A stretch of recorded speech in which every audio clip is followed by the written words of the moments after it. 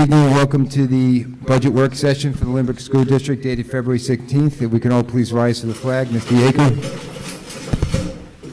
Pledge allegiance to the flag of the United States of America and to the republic for which it stands, one nation, under God, indivisible, with liberty and justice for all. All are present. Dr. Burek, if we could begin. Good evening, everyone. Thank you, administration, for attending this evening. Thank you, PTA representatives, for attending our annual budget work session. As you know, every February we hold this meeting to give an overview of the expenditures and the revenue side of the budget, as well as the additional propositions that we are going to put out to the community for a vote in May.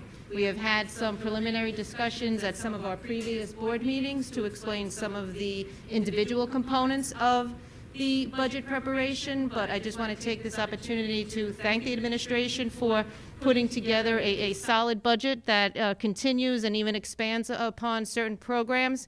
I would have to also thank the additional state aid that Lynbrook has received. For those of you who followed it in the paper, Lynbrook actually was the benefit of a nice state aid package this year that has allowed us, at a time when the allowable tax cap is going to be under 2%, and you'll see that later on in the presentation. It's always difficult to maintain our programs when we are below that 2% tax cap.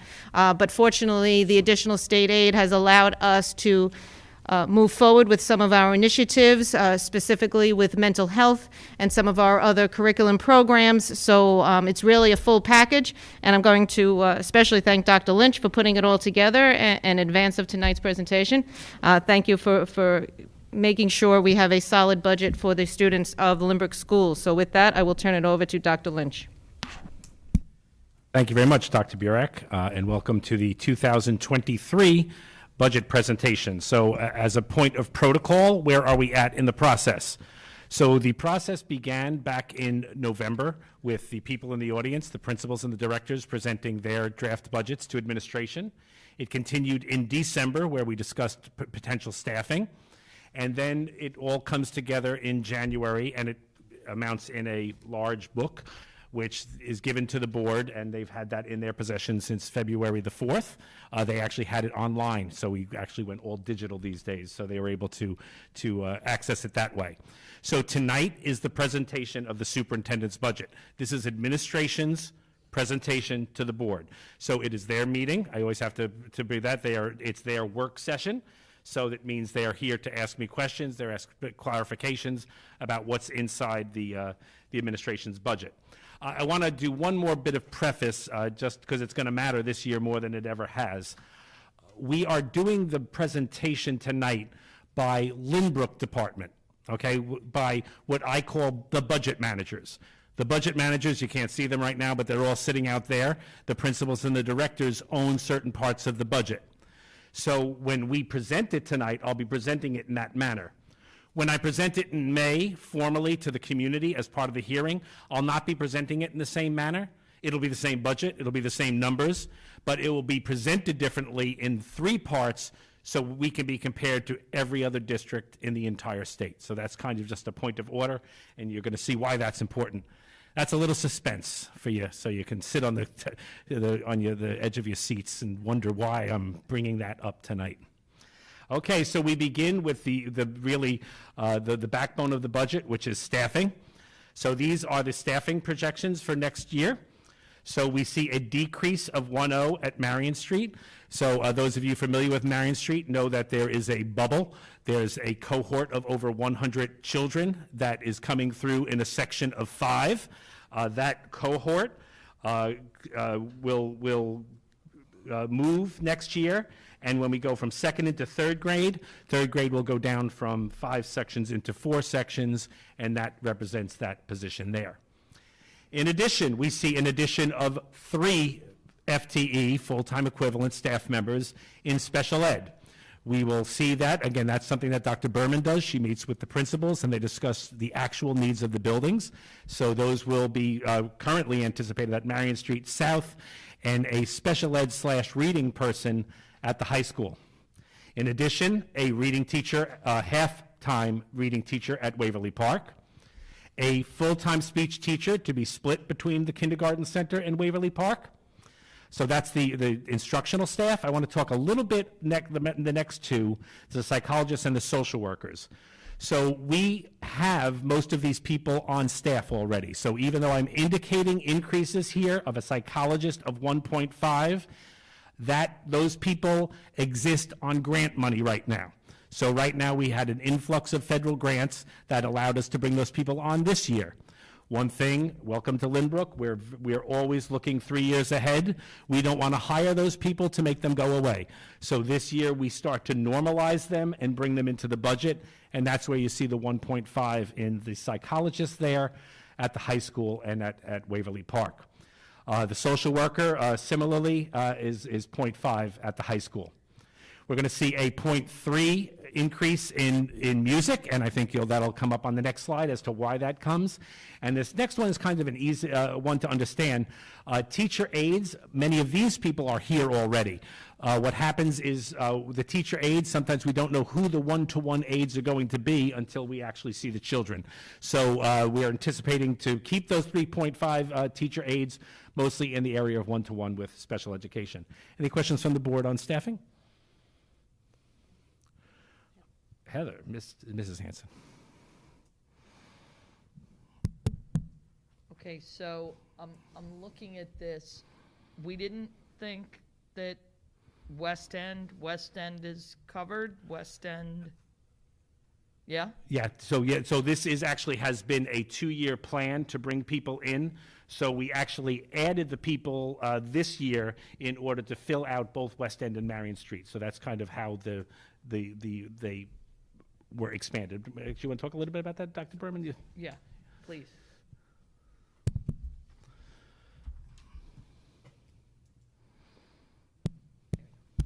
So some of the positions that we're looking at for the psychologists, we already have here in place in the district. That's what we're referring to, the psychologist positions.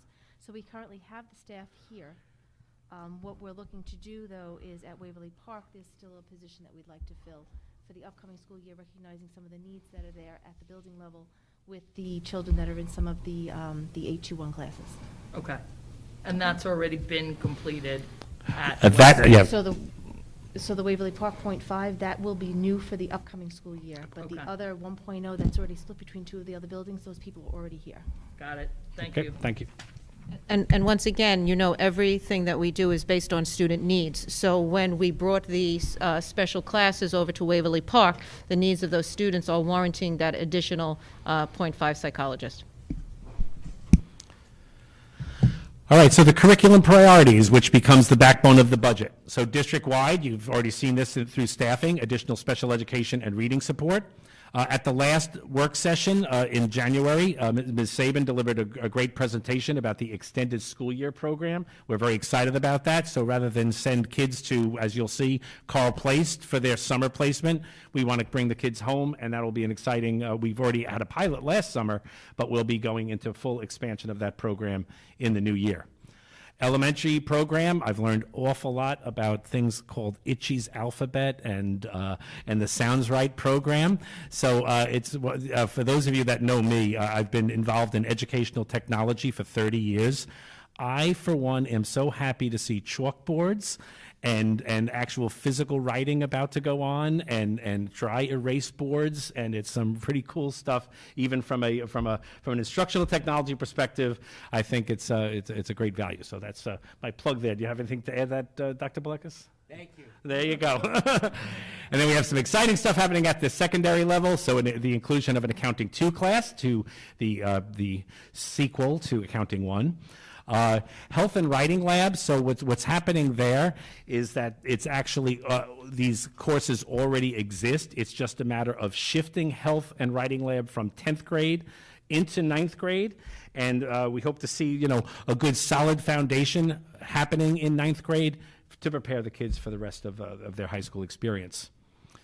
We see 2 additions to the foreign language program, an Italian conversation course and a Spanish conversation course. And then, so as I said, here we're going to give up the exciting thing about music. So we're seeing some expansion to music at the high school, both in a music theory course, but also in a treble choir. And that treble choir will translate into that .3 position and a speech and debate class. So those are the priorities at the secondary level. Questions from the board?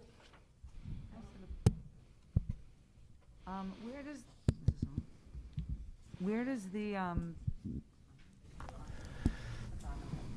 the Italian and Spanish conversation and culture classes, where does that fit into the 9th through 12th grade progression? Yeah, that's actually a very good question. The reason why we're introducing those classes is that traditionally in Lynbrook, students were taking their FLACS B exam, which was basically the foreign language equivalent of a Regents exam, in 11th grade. Now those students will be taking that in 10th grade, and this is now a course offering for students who want to continue with the language but don't really want to aim towards the AP. This is another course offering that we'd be able to offer both in Italian and Spanish for kids to continue with their languages beyond the 10th grade course. Very good. Thank you. You're welcome. And I had a question about the shift of the health and writing lab to 9th grade. I do have an incoming freshman, so it's a personal question a little bit also, but what are the other impacts that shift is having on students' ability to take electives, and what makes this one of our priorities? Okay, so what happens here with the other electives, the 10th graders were always a elective short compared to the other grades because of the health and the writing lab.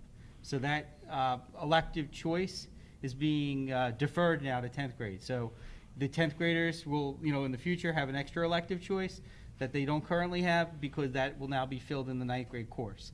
So there is one less elective in 9th grade. What we are seeing impact-wise, though, and why we feel like this is a very important move for our students, in the writing lab, what we're going to be working on, one of the big things that we are hearing from a lot of our graduates is they wanted to write more, in particular in the area of research papers. So there will be an emphasis on that in this course. The writing lab course is a very tiny course, meaning that most of our courses in the high school could reach a maximum of 30. We cap our writing labs at 12. So you're going to have a lot more intense support in writing right off the bat as soon as you walk into high school, with the hopes of actually having the students all writing research type papers all 4 years in the high school. So that does give us that ability to start with them early and often. So that's on the writing side. Now on the health side, we do know that there's always different health concerns out inside of our community. And obviously, given COVID, there's a lot more concerns out there. So, yes, we have the traditional drug education and things like that occur in our health class, which obviously, is important to get to the kids before they start experimenting with things. But also, too, one of the most important things I feel like, especially when you see the rest of the supports we've added over the last 2 years, is a mental health component. So in our health classes, we do have like mindfulness and things like that. And I will tell you, it's been a very good thing that we've introduced that component to our high school, because as the kids get stressed by different things in the high school, that is one of those coping mechanisms that all the kids would be seeing early. I would just ask that we continue to monitor that, because I know that for a lot of children, it was tough to decide which elective to take. Sure. And it's not always easy to make choices when you're only 13 or 14, which most of them are. So I just wanted to make sure that we monitored over the next year or so, make sure it was the right decision. And I think that is something that we definitely need to monitor. And again, it is a tough choice in the beginning, but it was also very tough for a 9th grader to figure out what to drop in the 10th grade, because you're starting a sequence then cutting it off. So, there's little trade-offs there, as opposed to starting a sequence later and continuing with that sequence for 3 years. So there is a little bit of trickiness. The other piece about all this, when you're starting to make those choices, people can do an extended day. We do have a lot of kids that are currently in 10th grade that would take an extra class that year in order to do the electives. The 9th graders can do that as well. Obviously, I know some people are concerned about 9th graders doing that, but we have a lot of 9th graders actually that take a full schedule, right now. So it isn't something that's unheard of. So there is that option if somebody so chooses. I do know that may be something that sounds daunting to people, but it's actually more daunting in the 10th grade. And the reason being is that when you're in the 10th grade courses, the workload in grade 10 is much more significant than grade 9. And the Algebra 2 Regents, if you're in an honors class, is during grade 10. The chemistry honors class is the Regents as well. The social studies class in 9th grade does not have a Regents. It's your first Regents in 10th grade. So the 10th grade actually is the most jam-packed year right now. So this also spreads some of that burden. Thank you. You're welcome. I just, along the same vein, would like us to take note, or I'm curious if there's been any change, because a few years back, we also made a change in the middle school with, I think it was the health, am I correct, of the grade levels, and I think that had an impact also in the arts and how they were able to take their music, and if they could take music and art at the same time. And I noticed with my own kids that my daughter was not able to take like music and art, and they had to then at one point take something in the morning, and then all of a sudden it didn't fit in the schedule the same way as it had in the past. I don't remember exactly what we It changed. would be when we added in Yeah. 8th grade the science component for all. So Right. every student is now taking a Regent science class. So when you added the laboratory to the science, what we did also. We added and something else. We added the math classes all went from a period to a period and a half. Right. That was also addressing another need that we saw in the high school.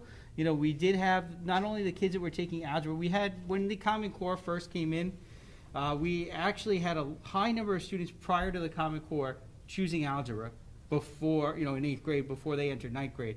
That had a significant dip at that time because doing it in one period as an 8th grader was pretty intimidating.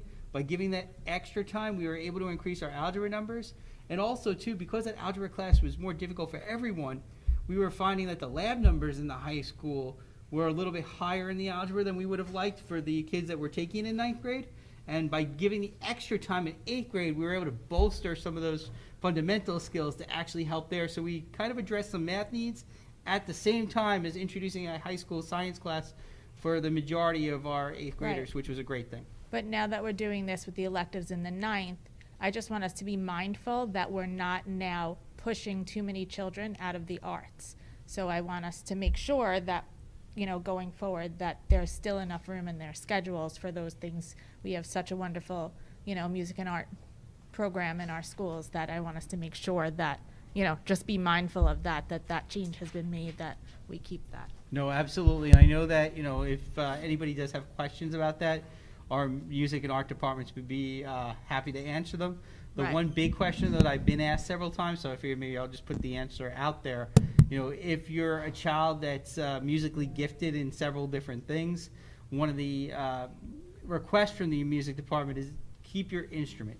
So if you're doing something instrumental, you're doing the chorus, it's more important for muscle memory purposes to keep the instrument going, because if you lose that chance to build the muscle memory, it's very hard to catch that back up. If you're working on the outside, because we do have a lot of students that are very gifted in many Right. different areas, we've had better success with our chorus students doing things on the outside, because when I say the outside could be inside the school district too. We have kids that are practicing their singing for plays here. We have a lot of performers that perform and act on the outside too. So they have vocal coaches. They're doing a lot of things in that vocal area.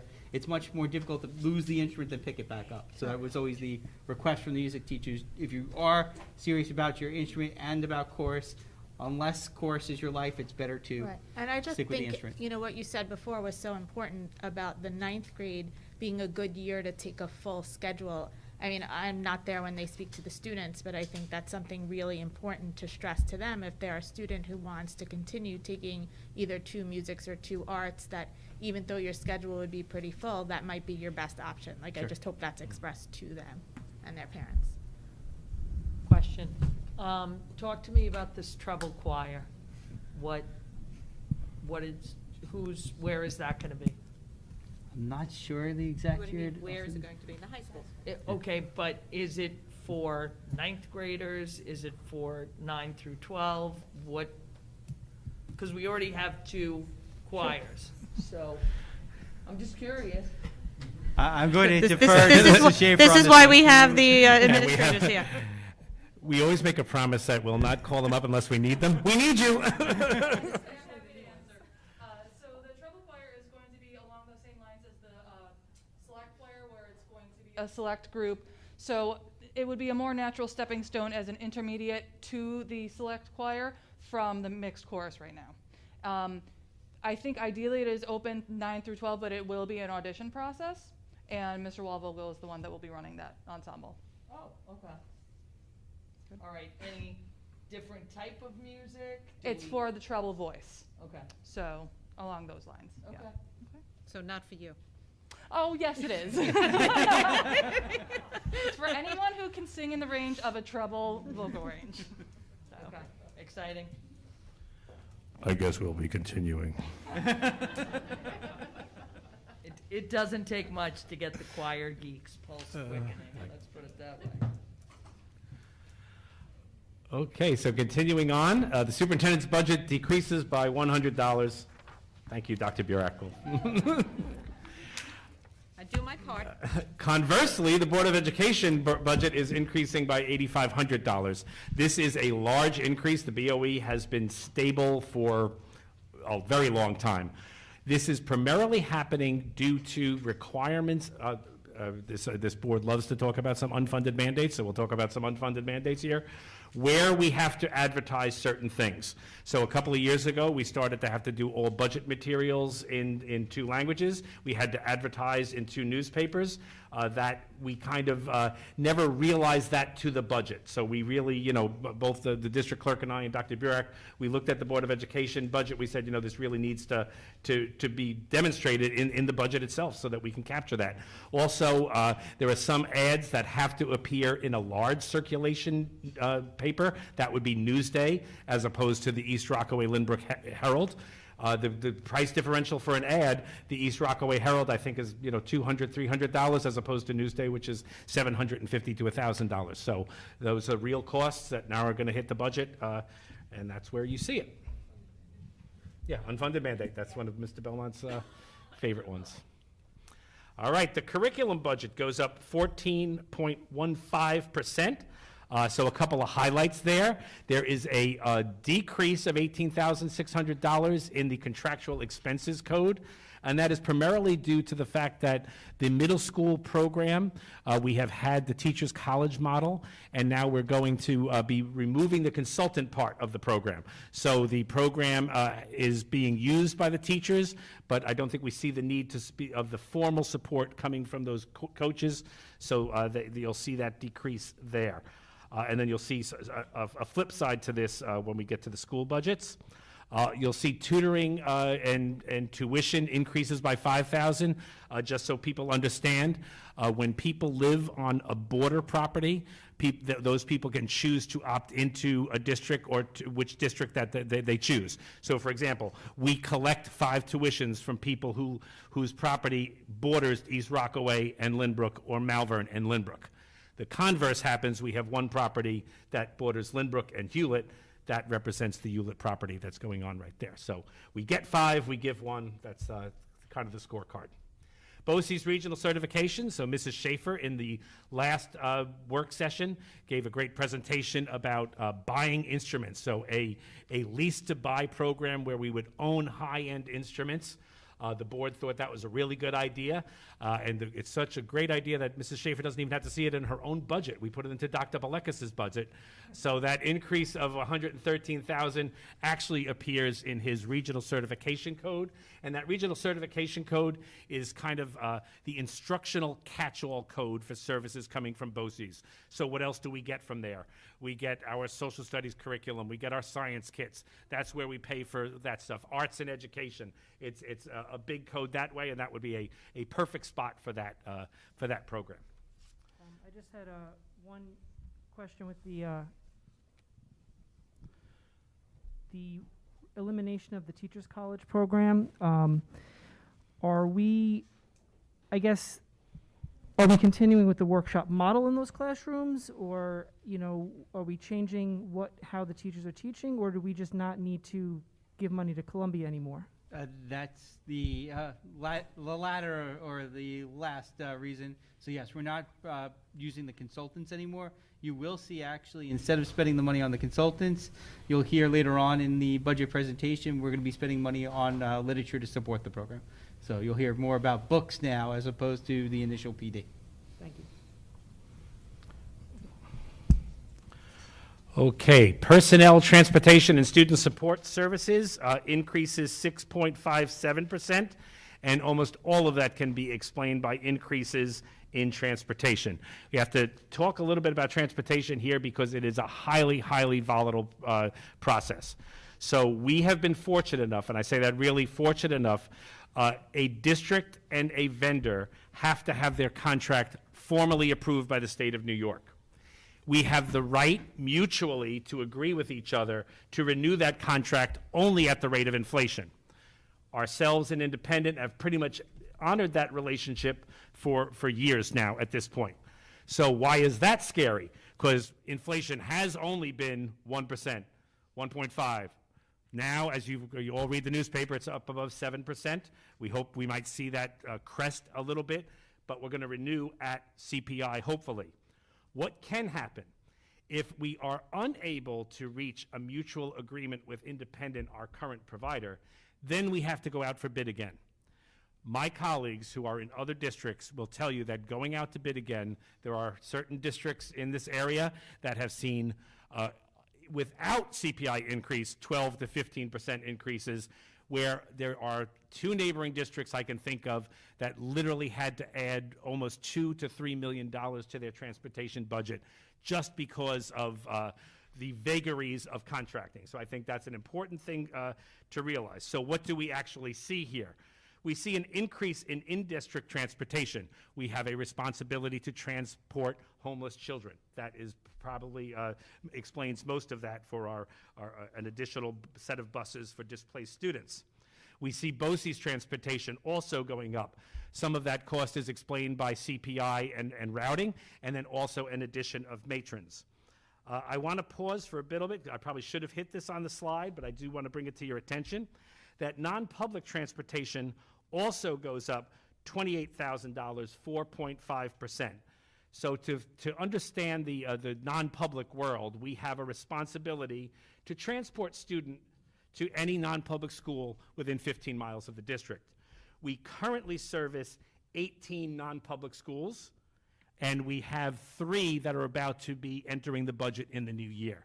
So it represents just a little bit over 400 students, but the cost is not necessarily in the number of students, it's in the number of routes.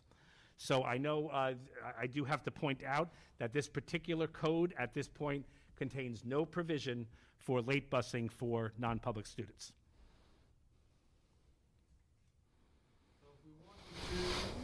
Yep.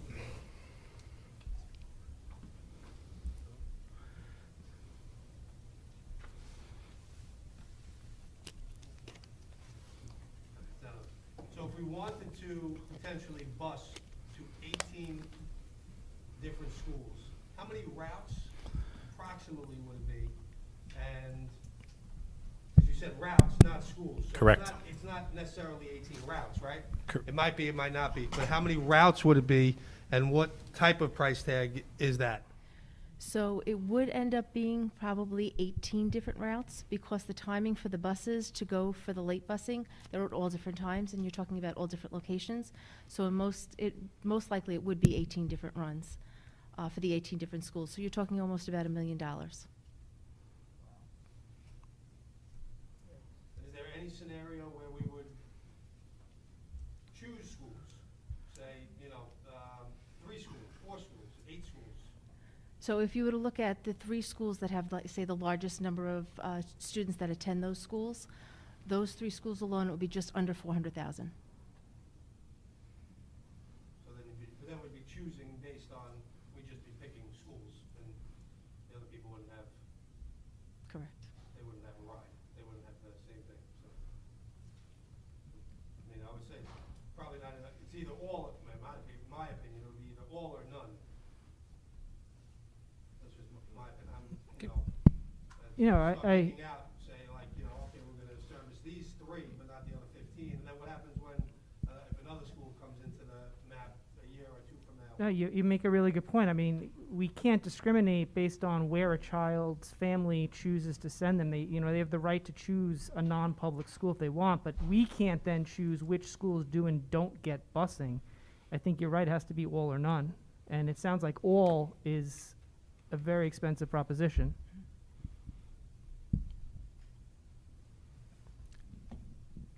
So is that generally consensus? I'm just trying to pick up a sense if Dr. Byrne and I should do some more work on this, or it sounds like, from what I'm hearing from the board, it sounds like this would not be an item to be reworked. Okay, thank you. All right, the business budget. It sees a 2.22% increase, and it's explained by a couple of codes. We see it in the BOCES Financial Services. That's the addition of a stack consulting service. So with this extended summer program, there is large revenue attached to it. So we would need to put our students, and the more students we have in that extended year program, and more students that we send to any sort of high-cost students, we need to put them in a certain way, in a very specific way, in the student tracking system with the state of New York in order to generate the aid. We have consulted with some of my colleagues, and I would say we're probably one of the last districts to get on board with a stack consultant. So there is a group that out of Questar in one of the upstate BOCES that actually assists us in the process, and I would say we've been working with them this year as a pilot for the last 4 or 5 months, and they have just been wonderful to work with. So we would like to adopt that as an actual recommendation into this particular budget. Would that be a recurring cost, or would that be just until we learn how to do it right? Bingo, yeah. So in the beginning, we're going to have them do everything. Their goal, because they're a BOCES, they're not a for-profit business, their goal is to teach us to do it well enough to eventually, hopefully 3 years from now, we can scale back the service. We might always keep them on board for the hard questions, but the day-to-day, we would hopefully tune up our own staff for.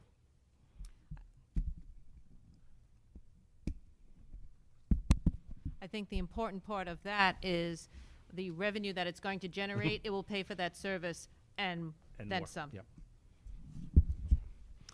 And then we just see an increase to the annual premium in insurance. That's kind of like your house. Insurance is always going up. Another thing that I probably should have put on the slide is in the business BOCES code, we do see an increase of $19,000 with a provision to perhaps adopt final forms as a more broad format, not just for sports, but expanding it into regular school functions. That's something that the administration is looking at. So that's where that hits in the budget.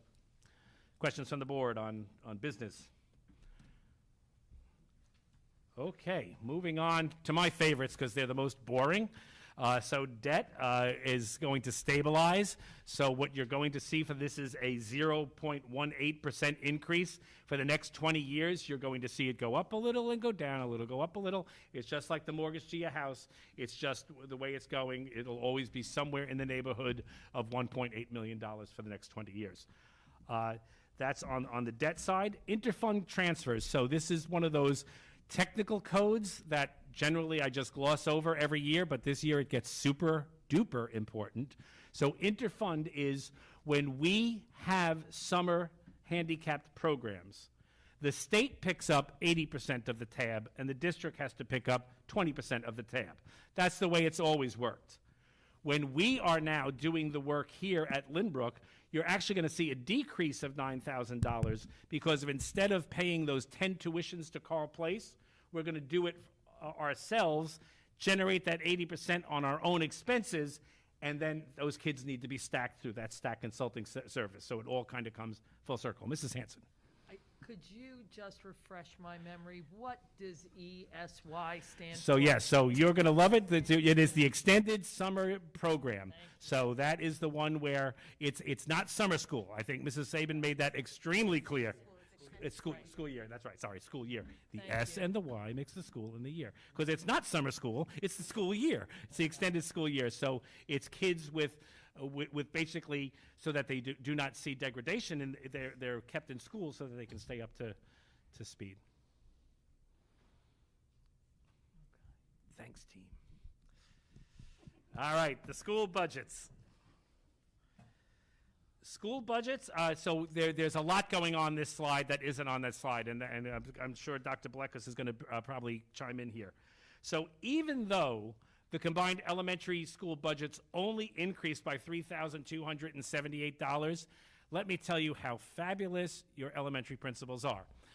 That represents all sorts of shifts that's going on underneath with limited actual increases in costs. So we need to show you some of the things that are going on underneath. So all of the stuff I talked about before for the Sounds Right program, for this new reading program that we're getting in, those things are built into this budget, but you're not necessarily seeing it as a large increase. So that's kind of a really big one there. Another introduction that you see is the introduction of a nonfiction shelf in each of the elementary schools. Also, another important thing that they were able to do with their textbook codes by, saying, let's cut back on equipment here and let's invest in textbooks there. So thank you, team. Did you want to add anything to that? Well, that's back to your question, Mr. Murray, before. I know this is the elementary version, but you're going to see the same thing at the secondary. Those are the books and the shelves that support that Reader's Workshop, so that part of that Columbia model. And that's, so the same thing is happening at the middle and high school level. So you're going to see, those nonfiction materials being introduced into South. They had been introduced into North last year, so South kind of comes up with, they were on different buying schedules, if that makes some sense, because it all began the year before. So that happens in that budget.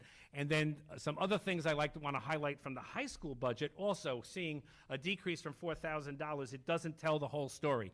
The high school budget with our brand new wing, for those of us of a certain age, wood is coming back to this high school. And I think that is a wonderful thing. There is actual woodworking going to happen in that wing. And some of that money, even though it's a decrease of $4,000, you're seeing some of that there.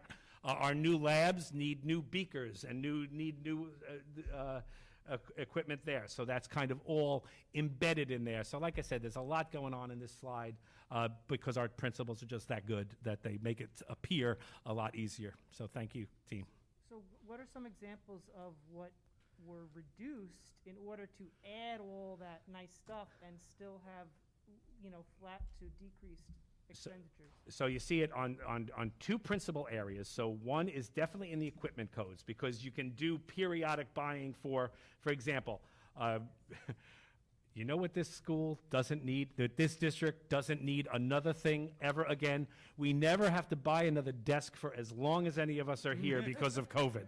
So their budgets would always contain a certain amount of desks. Well, rather than just have that money disappear, let's repurpose it. So that was one. And another thing they did really well this year, they took a really good look at some activities.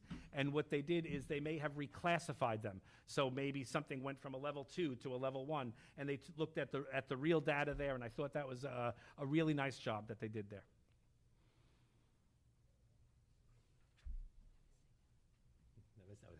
Dr. Burke just said, never say never. You're right.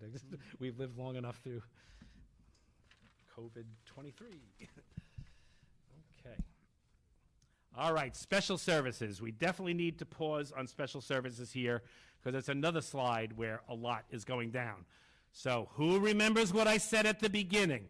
I said that we're doing this budget by manager. So by doing special services by budget manager, we see a decrease of $423,000. Which seems like an awful big decrease, but let's tell you what the story is. So first of all, the special ed budget, which Ms. Sabin controls, that piece of it, almost all of the budget is explained by two major categories: related services and outside tuitions. So when you talk about related services and outside tuitions, you tell the whole story. So let's take a look at related services at the high school. Although it increases $110,000, that's because we have a great new CDP room, Career Development Program room, and so we have students with needs that will require more related services in those rooms. However, because special ed is looking at related services across the district, literally, and I have to say a great job looking at individual IEPs. That's how it was done this year, where Ms. Sabin took individual IEPs, what are the services that are needed, what does that translate? So high school may go up $110,000, related services as a whole goes down $43,000 because we're evaluating kids' needs. Let's take a look at the tuition codes. So that's another thing. So we are seeing two major decreases. One in public tuition, that's when we send kids to other school districts. Let me just show you what that savings exists. So we're talking about 3 students here. So last year's budget $154,000 went to Herrick's for 2 students. $92,000 went to Hewlett for 1 student. We've brought those kids home. That's good educationally, it's good financially, and I think that's the whole theme that you're going to hear going throughout there. Same thing happening on the BOCES side. So you see a decrease there. That is also relating to essentially 3 children's tuition. So that's kind of the theme. So that's the part that the budget manager controls. Let's get in a time machine and let's go forward. When I'm presenting special ed in May, I'm not going to be talking about a $400,000 increase, a $400,000 decrease. I'm actually going to be talking about a $405,000 increase. Because when we look at it from state functions, tonight we put salaries over here and we put contractual expenses over here. The contractual expenses are decreasing by $420,000. But remember at the beginning, I told you there was 3 brand new teachers in on special ed?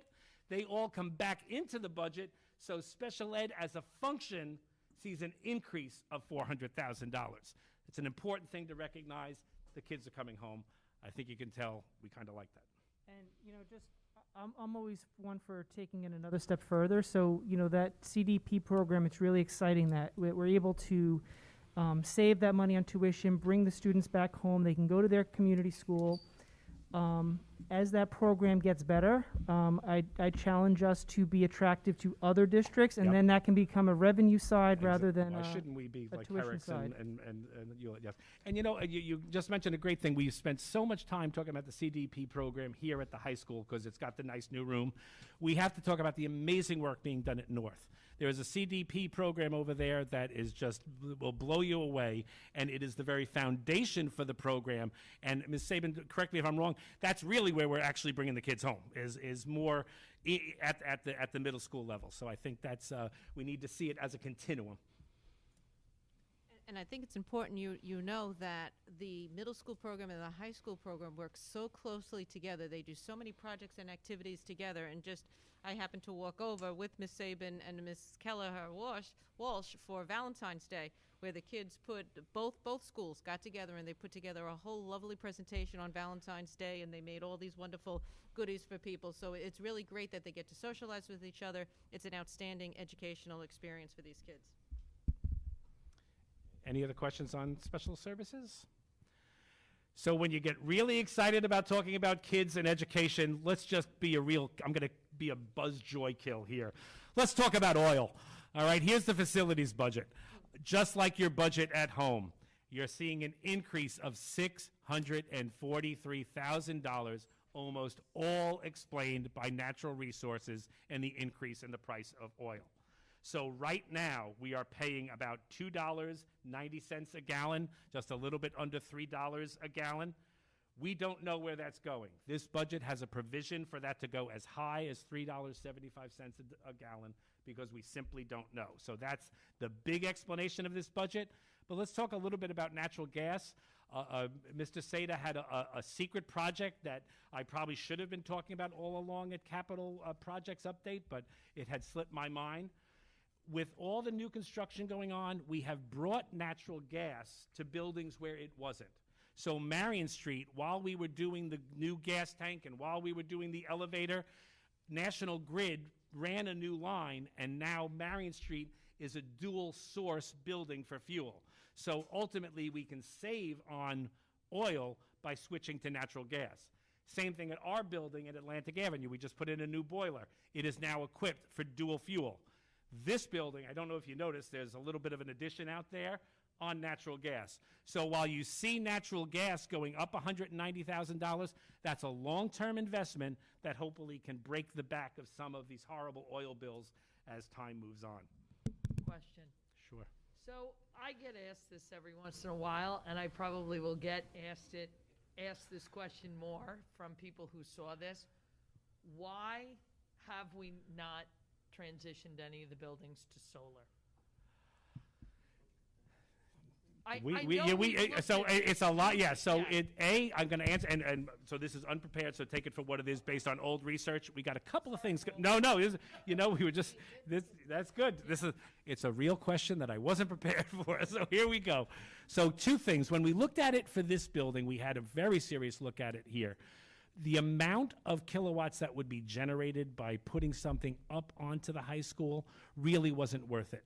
So it really, and maybe, quite frankly, I accept the challenge. That is old research, probably about 5 years since I did a was deep when dive we into did it. the addition. So you know what? It's certainly no reason why we can't look at it again. But 5 years ago, we did take a look at it, and it was not really, wasn't worth the bang for the buck. In addition, when you're dealing with 100-year-old buildings and 50-year-old buildings, they're just not necessarily ready to receive that. I may be wrong. Maybe the technology has changed, and we will take that up I will report back to you. I kind of have a feeling if the technology had changed from the very people who wanted to do it in the first place with the district, you would know that. They would have probably come to us, but I just think it bears mentioning because we do get asked this question. And Agreed. It's not particularly a viewpoint, it's just that the numbers have never. Yeah, the numbers never worked, right? Really worked once you go to put them into practice, and it is disruptive to the building on some level.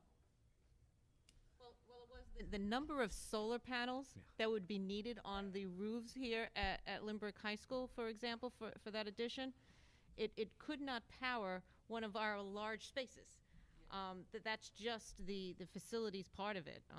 So I know the architect did look at that. We asked him to consider solar panel for the addition, and it just was not economically feasible. Okay, thank you. I remember that we looked at it. Yep. All right, so now the B part of the facilities budget, and I always have to pause here. So a little bit later, we're going to be talking about projects that you will be voting on as a separate proposition, use of the reserves. There are other projects that are built into the budget itself. They tend to be not, I'm going to say not high-ticket items, only $250,000 projects as opposed to $1.5 million projects.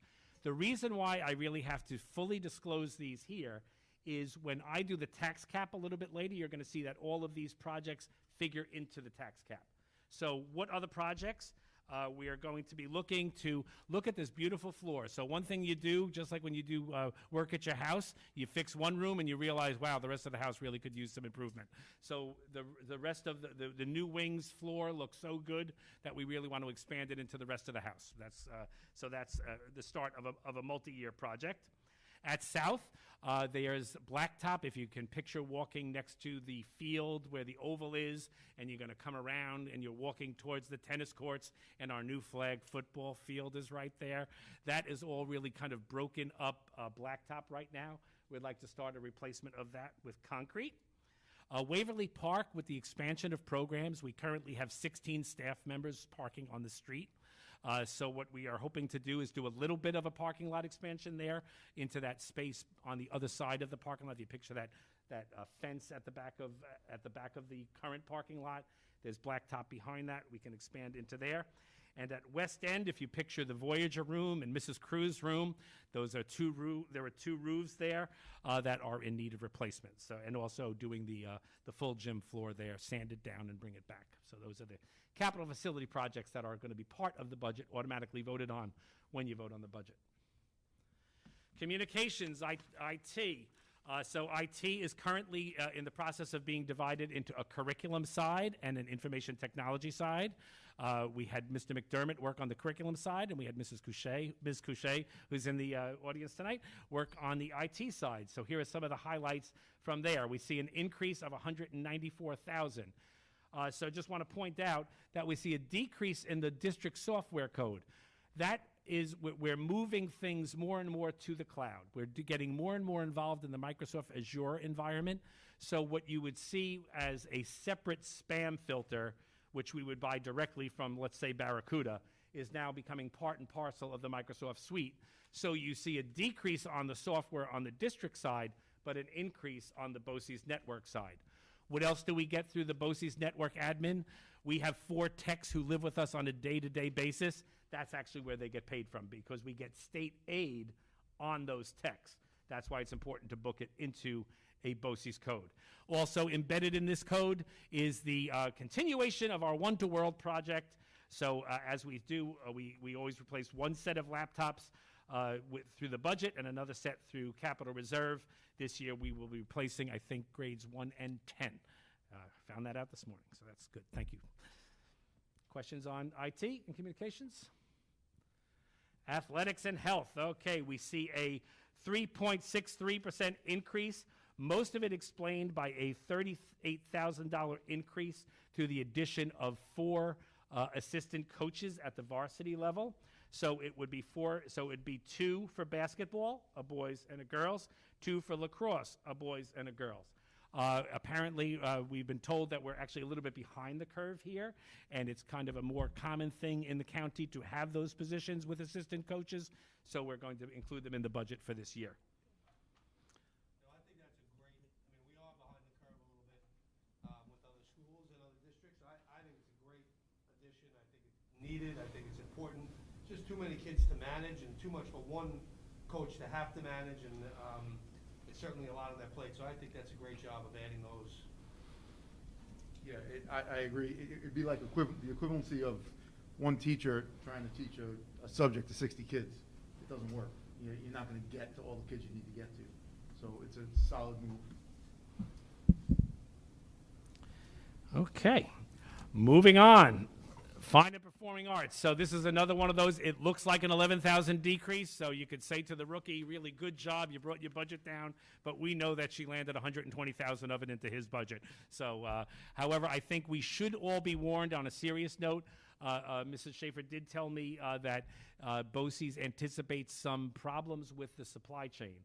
So we still may need to rent some instruments to start the year, because the ones we buy may not be here until December. That's what the world looks like these days. Let's take a look at guidance. So this is another one that looks like a small decrease, but there's something going on here that's a little bit deeper. So we have a contracted social work code, and we've always apportioned $50,000 there in order to cover our coaches for the career, for the CDOS program. We're going to have that, but we're going to keep the money to the side because, as you know, the SEL committee has been meeting, and we are anticipating some recommendations out of that committee. And so there's some money put aside for whatever those recommendations will be, kind of like a placeholder there. On special programs, so we haven't seen an increase like this in years. So the kids, the junior counselors have been making sub-minimum wage. We'd like to bring them up to minimum wage. What we're going to see, and we're taking the opportunity, I'll talk about this on the revenue side. The program has been half programmed due to COVID the last 2 years. We hope to see it get back to normal, and we hope to see that we'll be able to do that without affecting the price to the families. We'll have to be monitored, but not, at least not for this year. Okay, salaries is always the big one. So you're seeing a 3.30% increase in salaries, $1.6 million. I really want to point out here that of that $1.6 million, $915,000 is in new instructional positions. So it's not just contractual increases. That's the 10.3. Questions on salaries? You're good there? All right. In another world, in another budget, this would be catastrophic. We have seen an increase in health alone of $1.5 million. For those of you who sat in this room 3 years ago, you heard me say, health decreased. Isn't that great? Don't believe it. The other shoe is going to drop. The other shoe just dropped on January 1. So what happened is individual coverage went up 11.28%. Family coverage went up 12%. So I know I'm going to get made fun of tomorrow because I am going to use one of those geeky words, which means our delta. Okay, our delta means what is our beginning point. The delta has now been raised, and now we have to start from a higher point, and that's going to cost us $1.5 million. Were it not for state aid, we would be going back to the administrators and say, cut, cut, cut. That's really what this year should have been, but it's not, thankfully. Oh, and then one other little thing I just want to point out, kind of an interesting thing. So TRS is going up. That's our teacher retirement program. But ERS for our civil service employees is actually going down to the most historic decrease since 2011. So it's just another blip. I want to point it out to you because I have a funny feeling that's not going to hold much longer, but we'll take advantage of it while we need to. All right, so a quick look at the expenditures. When you add up all those columns that I just talked about, we will be presenting a $96,881,523 budget. That is an increase of $3.9,074,097.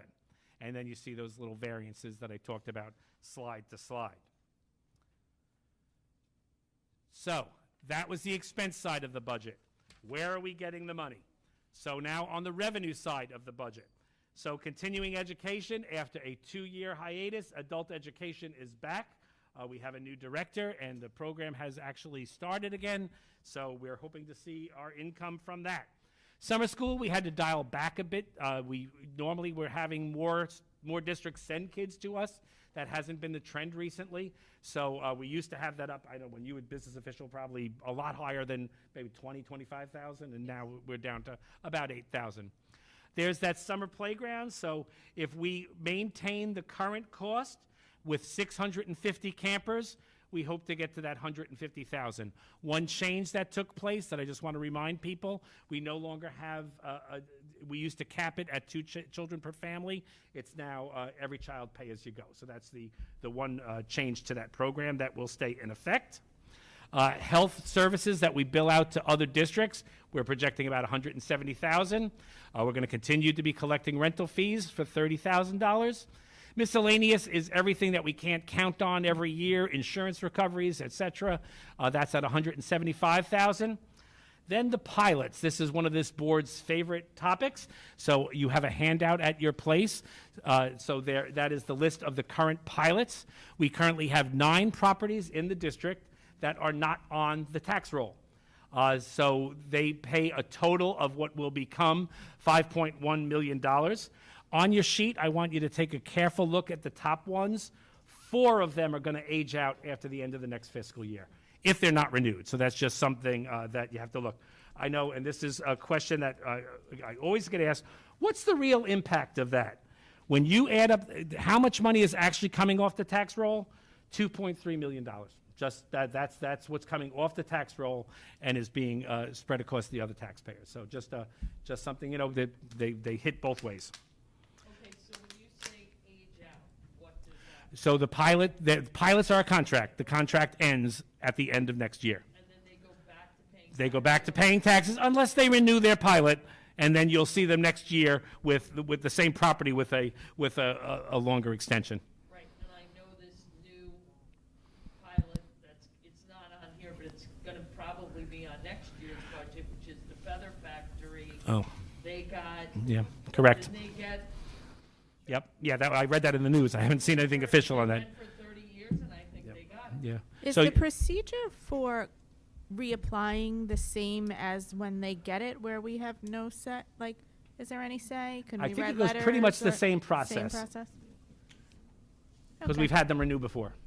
Gotcha. Dr. Lynch, the money we'll get, let's say, for example, from the Feather Factory, that minimum amount, or the amounts that are here, are these locked in or these increase every year? They are locked in via contract, so they fluctuate year to year. Right now, I know what they will be paying in 2032. It's on a schedule. So the movie theater that's paying the 126, the schedule shows us what they're paying every year up to 2037. Correct. Well, and it'll vary year to year. So generally how these pilots are structured, the closer you get to end of life, the closer they're actually paying in real taxes. So you'll actually see that narrow. And the tax impact number, that's what it would have been if they were not on. On the rolls. If it was on the rolls, that's how much it would be. And the fact that the Regal didn't make any money maybe during COVID didn't change their obligations. No, They because still it's had to pay a that, contract. right.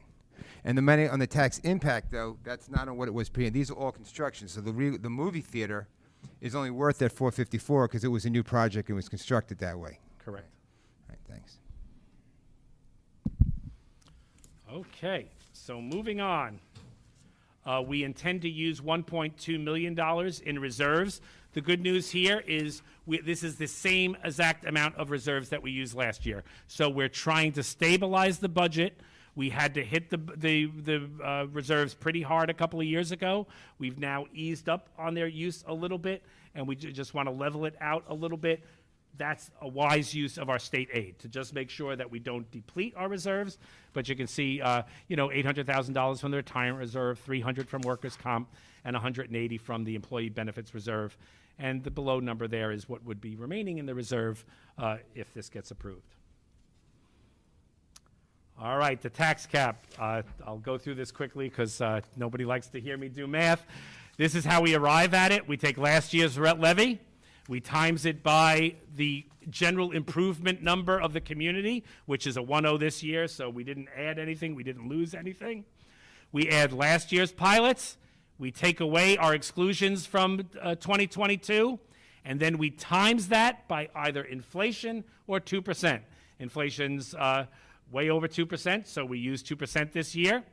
We then subtract next year's pilots, which you saw on that last slide, and you'll see that if we had no exclusions, that would be the levy, the $71,557,447. However, we do have exclusions because we have debt. That's really the big thing.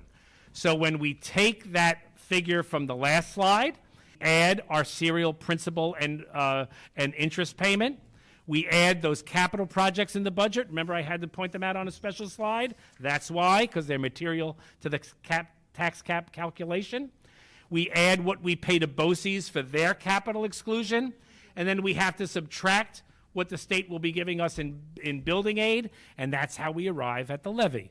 And the proposed levy for next year is $73,088,192, 1.62%. That is our tax cap, so we'll be hitting the 1.62%.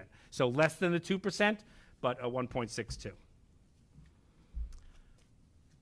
So when you put all of that together, we see the proposed budget of $96,881,523, a budget-to-budget increase of about $3.9 million, 4.28%. Talk a little bit about state aid revenue. That number last year was between $11 and $12 million. You're seeing a $15.3 million. Just to let you know, I did some amateurization on this. They actually had us, if you read Newsday, they have us over $16 million. Since some of that aid is based on what we actually spend, I didn't want to count on that aid, so I took I went into some spreadsheets that I do to actually look at the real costs, and that's where I arrived at that $15 million. I think that's a solid number. The local revenue is what came from that other slide. And then just a brief moment on the appropriated fund balance. So that number for the last 10 years or so has been $1.5 million. As you all know, we have been undergoing a state audit since July the 10th, and they are still here. So just to let you know that. So one of the things that they pointed out is that number should never be the same year after year after year. You have to really take a look at what your budget is doing. So when you see something like a historic increase in health to 12%, we now know we'll have less money to apply. And in future budgets, we know that things are going to get tighter and tighter. So this was the year maximizing state aid that we are reducing that by about $225,000 into next year's budget. So that's big news. That's big news on the revenue side. Any questions on that? All right, as I say every year, everything up to now has been Proposition 1. That is the budget. That's what you're asking the community to vote on, and that will be Proposition 1. Does anyone have any further questions on the budget itself? Yes, I guess the one thing I am was a little concerned about when I looked at this is the budget for guidance. You know, we're talking a lot about the kids and coming out of an unprecedented time and being able to be responsive to their needs, and the monies needed to do that is that not coming out of guidance? Is you know, I wish I had phrased this differently at the time. Just like I had put on the special ed side that We're only showing the contractual side tonight and not including the salaries. I will get you the figure for what it will be in May. When we actually count those inclusion of all those social workers that are coming onto budget, and in the salary lines, when that gets merged back into guidance, you will see an increase. Fantastic. I just had a couple of questions that were more line itemish than in Sure. the specific, your presentation, which was comprehensive, but one of them was there are two expenses. One is $42,000 for the BOCES health and safety, and I was just wondering what we get for that money, and also there's a $47,000 expense for Syntax, our PR firm, and if we think we're getting our money's worth from them for that. Well, from the expense on the health and welfare BOCES person, that means that a BOCES employee is here once a week, so she has been coming on every Monday. During a pandemic, it was very handy to have her around. So we only started this literally a month before the pandemic began. So the other thing that service does is it helps the principals with their health and safety plans. It is something, quite honestly, we need to evaluate year to year. It is something I am always talking to the principals about. We're paying a lot of money, so please use it. And if we're not using it, then we really need to reevaluate that service. I think that's a really good question to ask again next year. I think it, we'll see where that goes.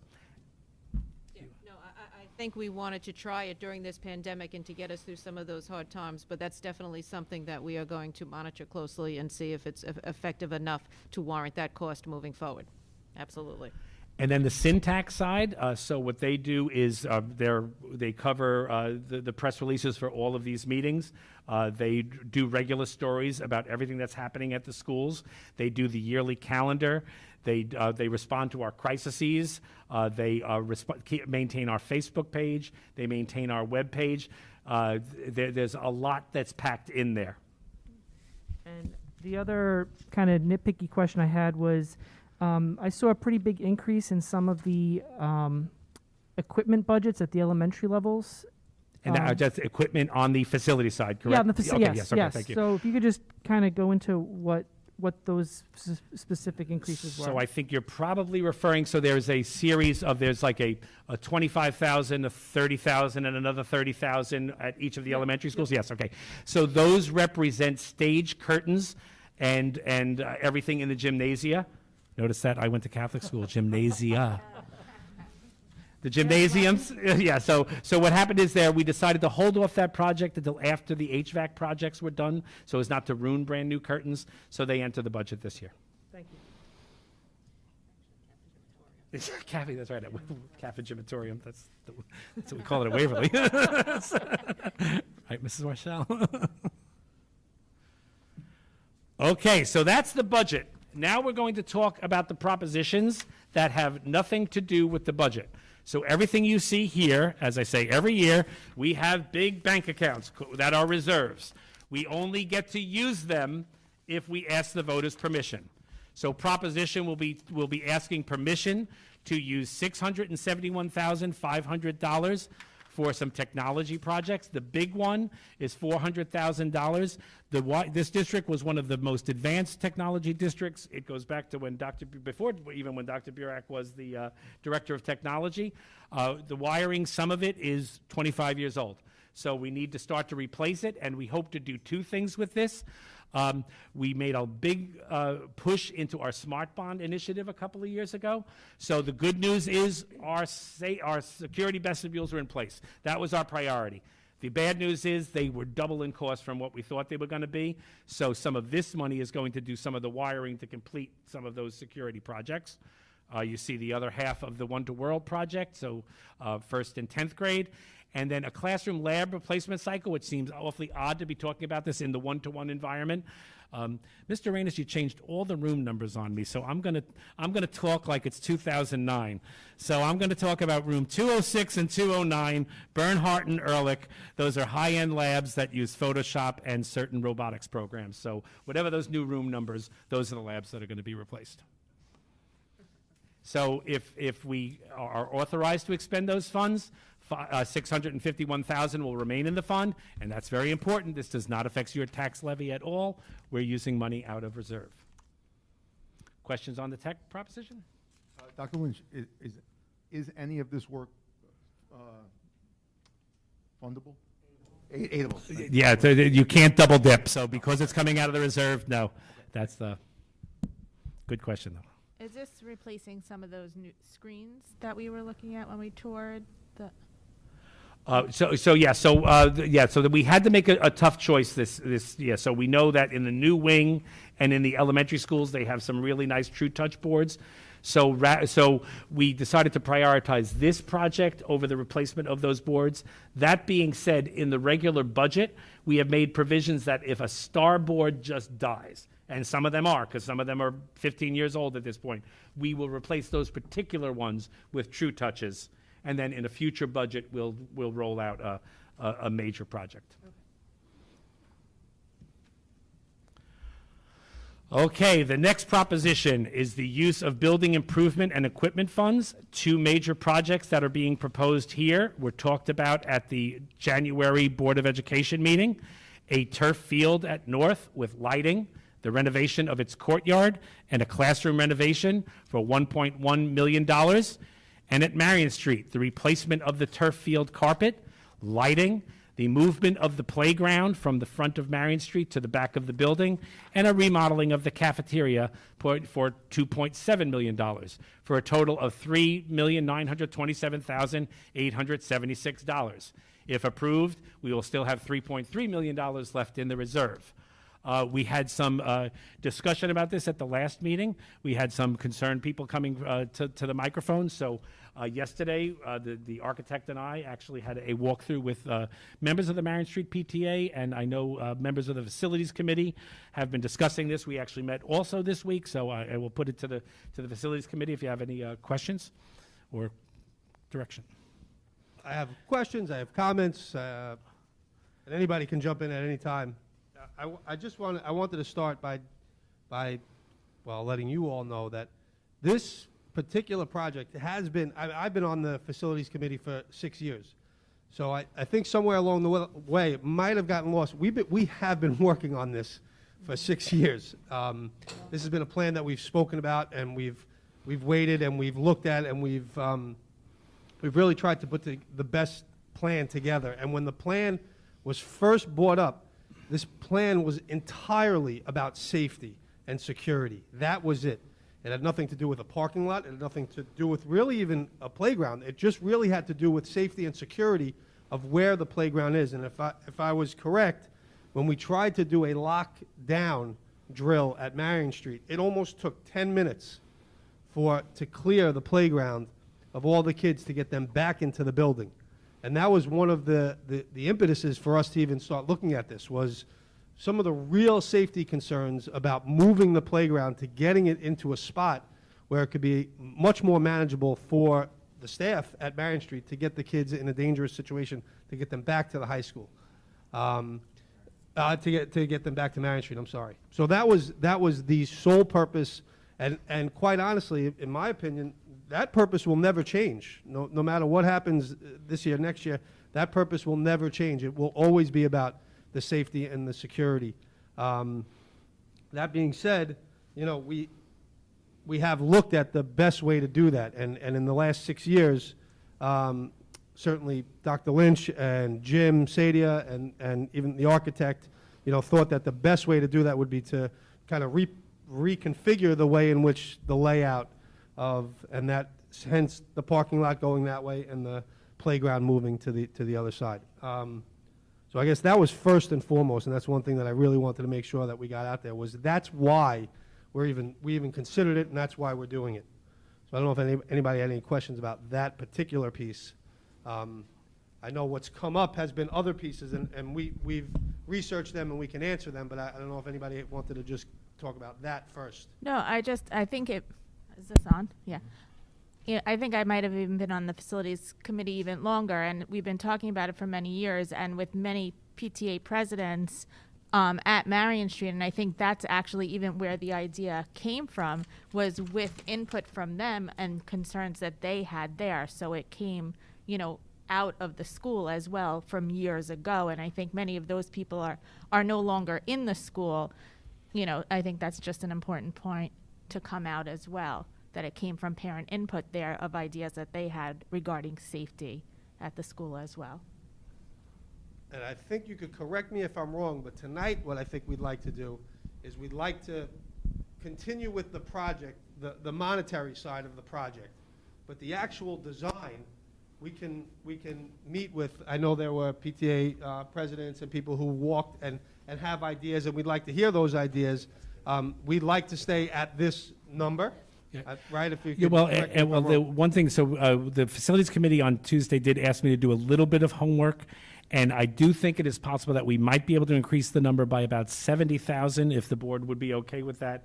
It would still keep the project below $4 million, would still essentially keep the reserves at the same amount. It's not a heck of a lot of money, but when we were walking through the other day, some of the concerns that principally regarding the cafeteria side of the project, if we could put some more money to it and continue the design conversations with representatives of the Marion Street PTA, I think, we lock in the money, we lock in the purpose. So you see how I have it listed there? That's got to appear that way in the proposition. The voters have to know what they're approving. How we do that stuff is not going to go to the state until after the vote. So we can continue to talk about that and put together a different design. Yep. And I know that some of the things that you might have been talking about were like a more natural light in the cafeteria, so possibly putting in windows. So if we were to increase it by, say, 70,000, that might be something that the architect was thinking about. Yeah, so he was able to, and I don't know if we have members of the Marion Street PTA. If you have, please, feel free if you want to also indicate to it. I know some things, and we don't know the cost. So he's crunching numbers right now, and we are being very transparent about that. Is there a way we can reutilize some of the space? So, for example, there's an unused kitchen there. There are some existing bathrooms there that might be able to be relocated. Things that he needs to think about. Some will be very expensive and may need to come off the table. Some may be less expensive and be able to done.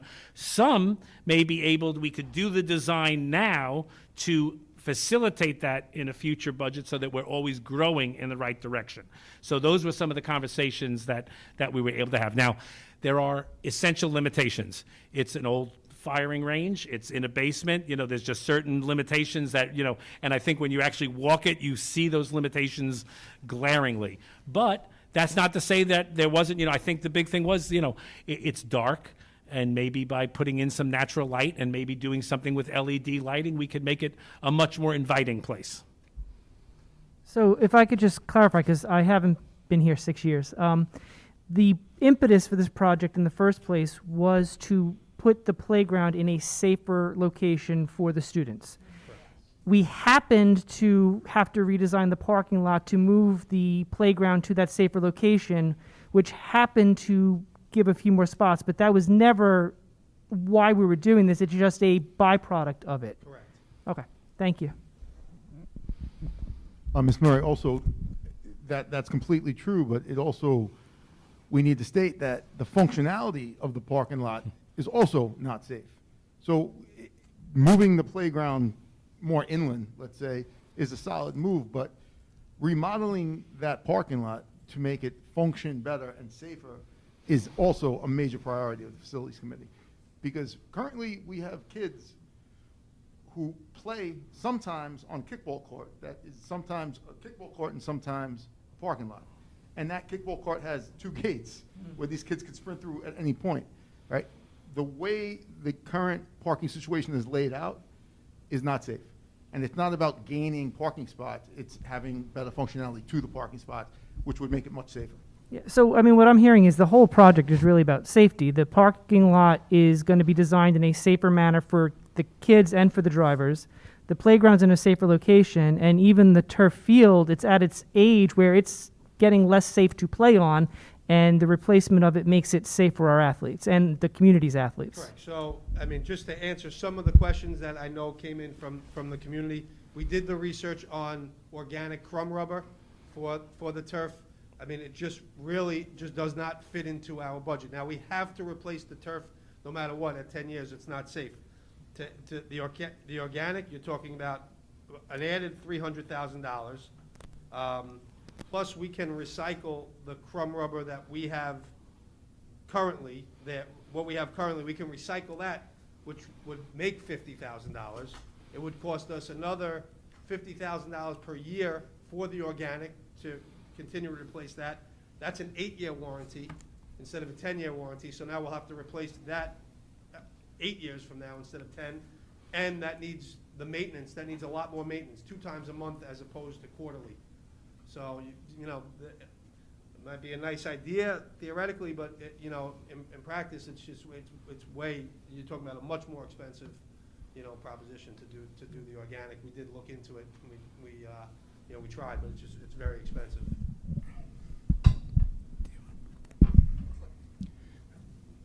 So the board's going to go through this process of asking questions. When the board's done, we will go out to the community, and you'll be able to come up on any topic that's budget related. Anything else from the board on this proposition? Okay, and then just so I am clear, I have authorization to make this appear on the ballot at an increase of $70,000 when it is presented in March, which we'll also be very transparent about at that point. And then the final proposition is the reauthorization of that technology replacement fund. Capital reserve funds may not be used as bank accounts. The state is very clear about that. You have to go back to the voters and renew them. So this fund actually is old. It started in 2007. It was reauthorized again in 2012. It was reauthorized again in 2017, and we need to renew it now again in 2022. We'll ask the voters to reauthorize it for 5 more years, which will be June 30th, 2027, and the full capitalization to go from $7.5 million to $10 million with thresholds of $500,000 each year, which is our current practice. So that will have to appear as Section 4, and the good people of Lynbrook will have to give us authorization to keep that fund alive. Just to do a couple of reminders, we adopt the budget on March 9th with changes indicated tonight. The budget hearing, which will then be the fully adopted board budget on May 4th. Your last day to register to vote is May 11th, and the vote is on May 17th.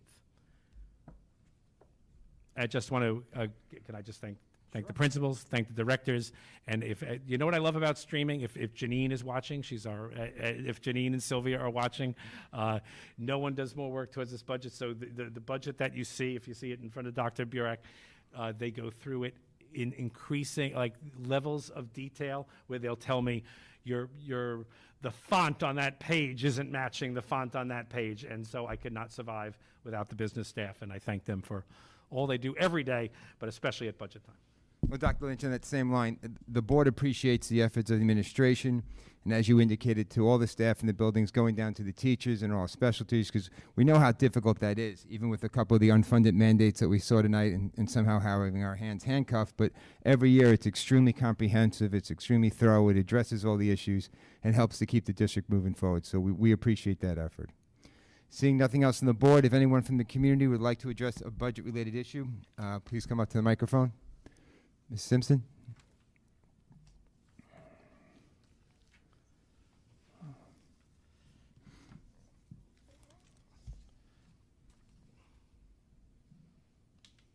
Well, there's only one comment I'd like to make. This is obviously a done deal. Unfortunately, I was not aware over the last 6 years that the board was talking about safety. I live right across from the street. I would dispute your characterization of the kids playing in the parking lot. That's one of the most organized efforts on the part of an elementary school staff and teachers not to have that. Even with the construction, how long has this construction gone on? 2 years? Is this 2 years for the? About 1 year so far. I can't remember. Is it About a year. About a year, the elevator, yep. I can't remember. It's amazing. I want to tell you how they've managed that parking lot. So you cannot, try to convince me, who lives across the street from the parking lot, I know exactly what's going on. Every day, every night. Several years ago, they never locked the gates. They had kids in there all the time. Now we have a lot of security. I mean, I can remember my wife coming to some of these meetings, maybe Dr. Burek might remember. The board on one hand, or the administration, was commenting on how everything was so organized, and the kids were stealing the grates off the windows where you're putting the elevator. So the only thing I want to correct you on is it's a safe place. Please don't use that argument, okay? I know you've already made up your minds. I think it's the wrong design, the wrong time, the wrong place. That's all I have to say. Thank you for listening. Thank you, Mrs.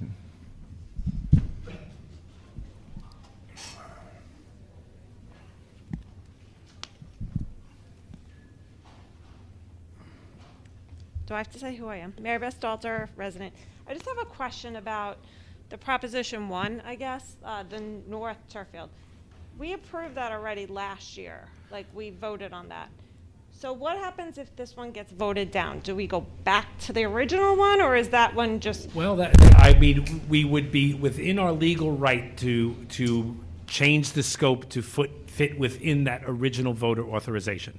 Okay. That would be a tough trick to do because of price increases. So I don't want to give any thought that, but that has already been voter authorized. So that money is. But it's not like this 1 point whatever in addition to what we already voted for last year. We just kind of like, or is it like? So we already have 1 point. So the whole project is what we had last year plus what we're asking for this year. Correct. Okay, Correct. so it's not just we put that one away and start. Correct. Okay. We add to it. Yep. Correct. Okay. All right. That's all. Thank you.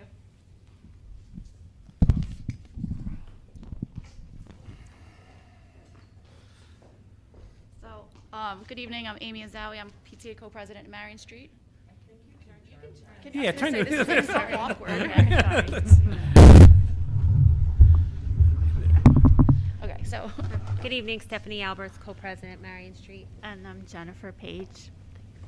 So we just want to thank Dr. Lynch and the architect for walking through with us yesterday. And just so that we're clear on exactly how this is going to go forward. So that amount of money is going to be put up for the budget, and as long as the community members approve that with the additional $70,000, we can still continue conversations about what we talked about yesterday with the architect. So Correct. Putting in ground level windows on that Waverly side, possibly taking out the small kitchen area to expose those very large windows that are in that unit, kind of making an alcove where we could possibly put the milk refrigerator and the ice cream freezer to free up space in the cafeteria, and then continue the conversation about possibly moving the bathrooms as well. Yes, so, and then all of that comes at a price tag, and then we continue the conversation within the context of the authorization. Okay, Correct. and then we continue the conversation about the ceiling as well, like possibly doing something kind of out of the box thinking, funky. The architect was able to sort of get up into the ceiling and look, and there's beams about every 8 feet, so that ceiling can't be raised flat. But what he did say is he could raise in between the 8-foot beams and put lighting there, so it would kind of open it up a little bit more. And then by lightening up the floor color with the LED lights, it would, and then with the addition of the windows, it would kind of make it a little bit of a brighter, kind of make it look like a little bigger of a space. Yeah, and then that's, we definitely continue the conversation. I just wanted to reiterate the whole thing that all comes at a cost, so we may have to make choices. Right, but that you'll be part of those conversations. Right, okay, so then we would need to prioritize as a unit and be able to say this is what we would like. And so also, just so you understand the bidding process, so when you come up with a design and you agree on what you want, we'll put it out for a bid. But then there's also some creative bidding that we can do. So we will have a base cafeteria renovation, but then all those extras, so when you say you have to make choices, we can put them as add-alts. So an alternative to add on to. So the bid results would come back, you would have a base cafeteria renovation. Then, you know what, if you wanted that bathroom change, that could be an alternate 1. If you wanted extra windows, that could be an alternate 2. And then we've done that in the past, and depending on how the bids come in, we have added all of our alternates together because we had enough, or that's when we had to pick and choose as to what we would accept. But that is part of the bidding process. Okay. And then in terms of the outdoor playground space, we did talk about, you know, the concern about no shade over at that new playground space. So we did talk about possibly adding in canopies like they added in at Grice Park, what they used the Coca-Cola grant for. So that's still something that can be discussed. Yeah, and that's an idea, literally, I don't think any of us had that idea, and that was a great one. Yeah, that's. Okay, all right. So, Dr. Lynch, so just to reiterate, so I'm certain, and people who have to vote are certain, the amount of money we're asking for and the scope of what we want to do, meaning what we're touching with our projects, is set in stone. What's not set in stone is the individual designs. Correct. On those particular items. Correct, because it has to still go to the state for approval. Okay. So I think we gave, you know, I don't want to tell tales out of school, but I told the story yesterday. When this project went to the state, we thought the state was going to have us be forced to put a wall between here and the art gallery. And we were all very nervous about it because the state gets their hands in it. And when it came back from the state not having that there, so that was a good day. So, you know, until it comes back from the state, you don't have a final design. So with that final design, Dr. Lynch, in the collaboration with the community members, that will go to the Facilities Committee for recommendation to the board? Yes, yeah, we would have to vet that, yes. It would, yep. Okay.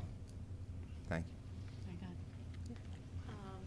There were a few additional points that we did discuss with the architect that maybe we could play with a little bit. We did talk about the playground, that the existing play spaces are about 11,000 square feet, and the new playground is about 7,000 something square feet, so it is a bit smaller. And the parking lot, the existing parking lot is currently like 23,000. The new space is 31,000, so it might be a little bit large. We might be able to take some of that space and give it back to the play area. We also talked about keeping the trees that are on the blacktop, not removing them, to take those down just to put the new trees there. So we talked about keeping those. We talked about keeping the trees that are within the fence of the landscaping part of the facility on the grounds side. We did talk about keeping some other trees, but if they are part of the parking lot and the playground has to move to be safer, then we would have to take those down, obviously, to put in the parking lot. We also talked about possibly saving some of the playground equipment, but then we talked about it actually costs more it's cheaper to buy new equipment, unfortunately, than reusing some of the equipment that we have if it's still new and safe. And I think that that's everything we talked about, besides the space that is next to the cafeteria, which is something I know is not maybe a popular thing to say, but we do have to bring it up, that if you're purely looking at Marion Street with the number of students, 430 something students in that small cafeteria, and you're just looking at space, and you see that space that is literally next to the cafeteria that is not being utilized during the day. It is only being utilized part of the year, and it is for the lockers and the athletes, and we absolutely understand that they need a space, but we did talk about, I don't know how long it's been there, that space.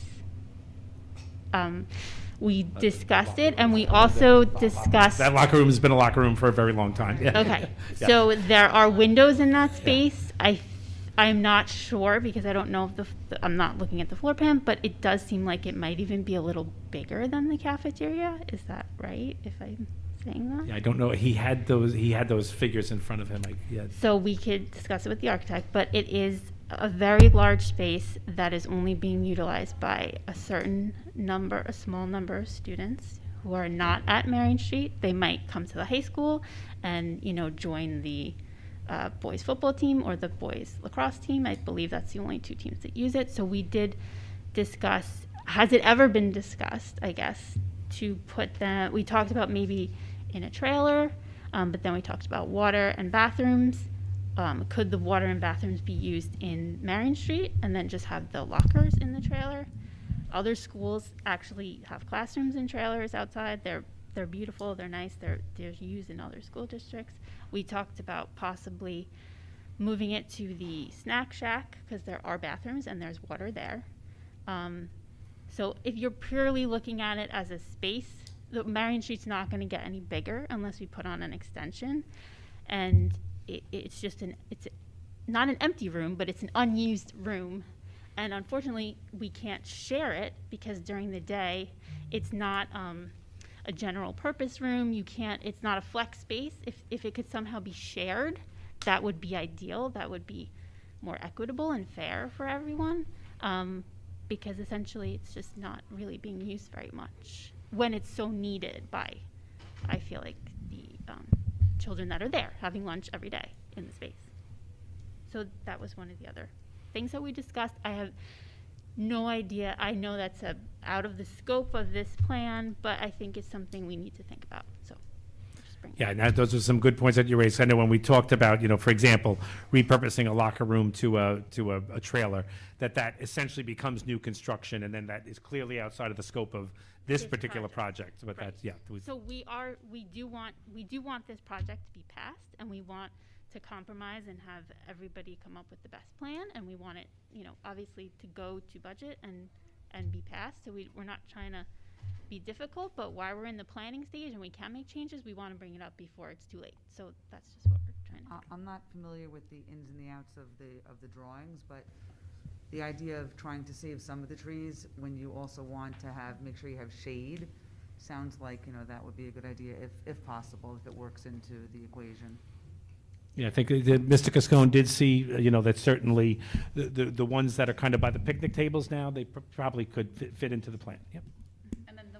Playground that are in the fence for the grounds crew there, those can be saved also. Unfortunately, the other ones, there's no real pattern to where they're placed, so it doesn't make sense for him to work around them. He said if they were more evenly spaced or in some type of pattern, he could build the parking lot and parking spaces around them, but because they're sort of just haphazardly there, there's just really no way to save them. So we talked about specific trees that would be able to be saved based upon the spacing and everything like that.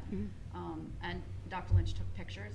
Yes, I did, yes. Trees, so he knows exactly which ones would be able to be saved. Question. About, I guess, 10 years ago, when the South Athletic Complex was proposed, there were modular locker rooms as part of that proposal. Does anybody have, and I believe they they fit under the bleachers, as I recall? So they weren't modular, they were actually locker rooms underneath bleachers. So it was an actual Yes. permanent structure? Yes. With a foundation poured and, okay. Yes. So that's a serious thing. Yep. So if something like that was to happen, that may very well be a phase 2 type of a thing. And some of the changes that we talked about with the architect, like adding the windows and taking over that kitchen space, we felt if it was not a waste of money at this point, if we were going to explore possibly taking over that locker room space, the improvements that we would like to see happen now could be incorporated into a new design. It wouldn't be a waste of money, and taxpayers wouldn't say, well, we just renovated the cafeteria, why are we redoing it? The windows could be part of a new design because they're on the opposite side of the wall. Right, so you could still end up with this in a proposition, have this done, and then what you're talking about Correct. could be, it's not one or the other. Correct. You could do both, but you may have to split them Correct. apart. Yeah, and I just, for full disclosure, that then would have to enter so we would talk about this was how long this project's been, we would start discussing that in Facilities Committee because it is a new idea. So I don't want to give false expectations. But it certainly, we could certainly add it to our agenda, yes. How old are the bleachers, just so I know? Do we know? In the press box? I know that's not a problem. Let me ask the old business official. I remember when the wooden bleachers were breaking and people were falling through them, and then people would come to my office and put the broken pieces of wood. So it's after 2001, and it's before 2008. Thank you. want to say, so somewhere in there. Thank you. Thank you. And thank you so much for walking yesterday. Yeah, We and thank we you. appreciate it. We really appreciate it, and we're glad that the architect was able to come, and it wasn't on Zoom, and it was very helpful that he walked us through, and we appreciate it. So thank you. Thank you.